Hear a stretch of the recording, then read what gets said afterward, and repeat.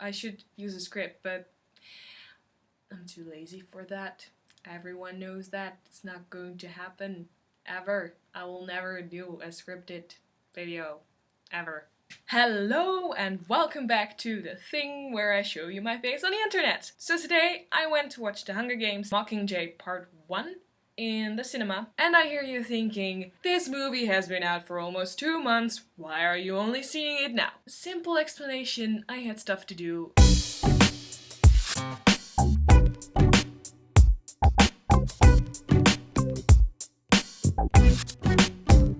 But since it's out for so long, I can make this review as spoilery as I want. Mind you, I will warn you when the spoilers come because there might be some people out there who do not care enough about this movie to go see it in the cinema, but do care about it enough to not want to be spoiled. First thing I want to say is that I thought it was a very good movie, but I also think that it could have been much better. First, I'll just start with the things that I thought were good about it. I really liked how they adapted Effie Trinket's role from the book, because in the book she wasn't really in there, but now she was, and I really like that because I like Effie Trinket as a character so much, and she has had such a character development through the books, and you really get to see more of that now in the third movie because she has a lot more screen time than the book makes it out to be. What I really liked was the look of the movie. I really liked how District 13 looked. It made you feel unhappy. It didn't look happy, it looked sad.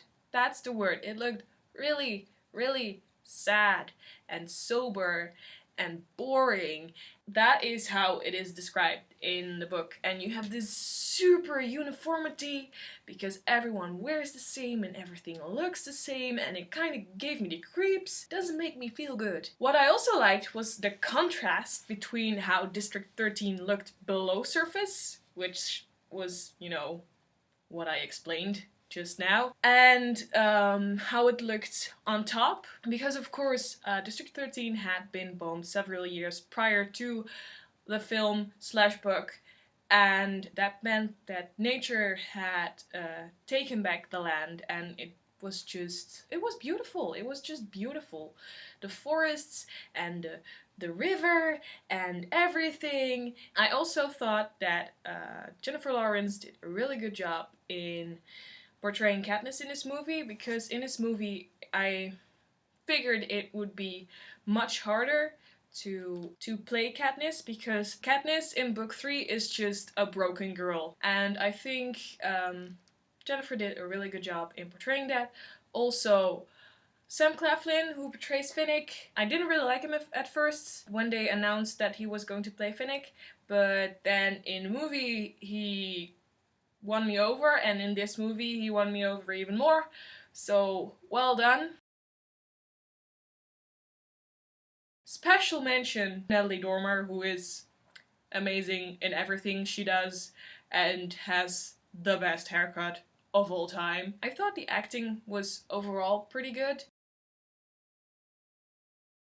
and just the look of the movie was really good. Kudos for everyone who had anything to do with that. But then we come to the parts that I didn't like that much or could have been better. And the first thing I want to start with is the music. One of my friends, Anton, who's also on YouTube, you can find him here, mentioned to me that he didn't like the second movie as much as the first movie because of the soundtrack. And that, what he meant by that, if I quote him correctly, I'm sorry if I don't, is that the music in the first movie was very minimalistic and very simple, and there wasn't music a lot of the times, especially in these dramatic scenes. There was just complete silence or just a very simple, small piece of music. In the second movie there was just this bombastic music all over the place when there was this dramatic scene, and you heard the violins like got bigger and bigger, and I do like the dramatic piece on occasion, but I feel that it was overkill, and in this movie it was also overkill. When you see these dreary and torn apart landscapes, and you just hear this super slick music. It just doesn't work for me. Whoever was in charge of that didn't make the right decisions for me. There was this one scene where I especially thought that the music completely killed the vibe, and spoiler alert, stop watching this, resume watching at a certain point somewhere.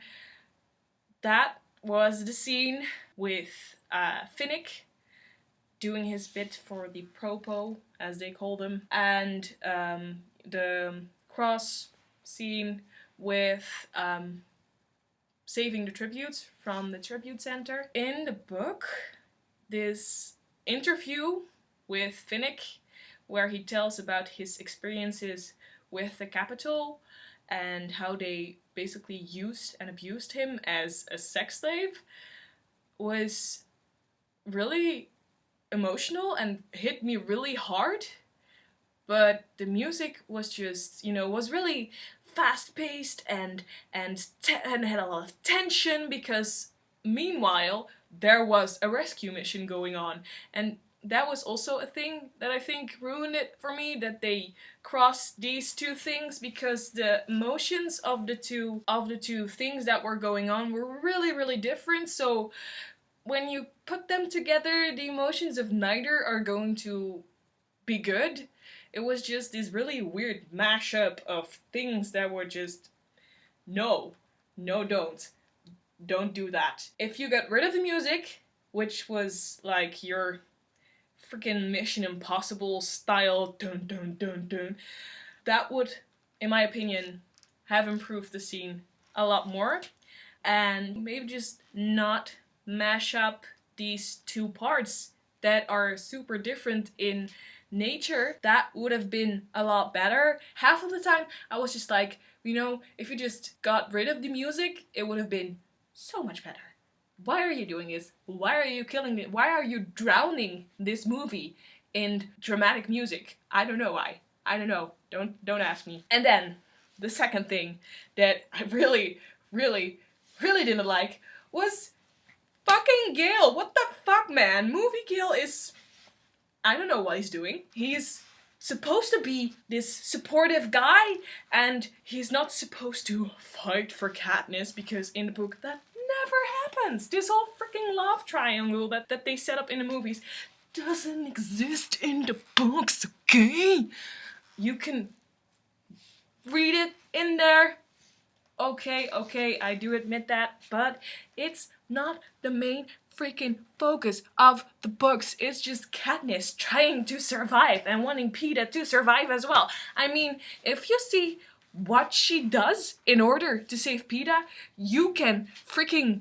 I'm just so upset by this, because it's hilarious. And I know a lot of people have said this before, but the movie is doing the exact same thing as the Capitol did in the book, by making the love triangle the thing that is the focus. And it's so...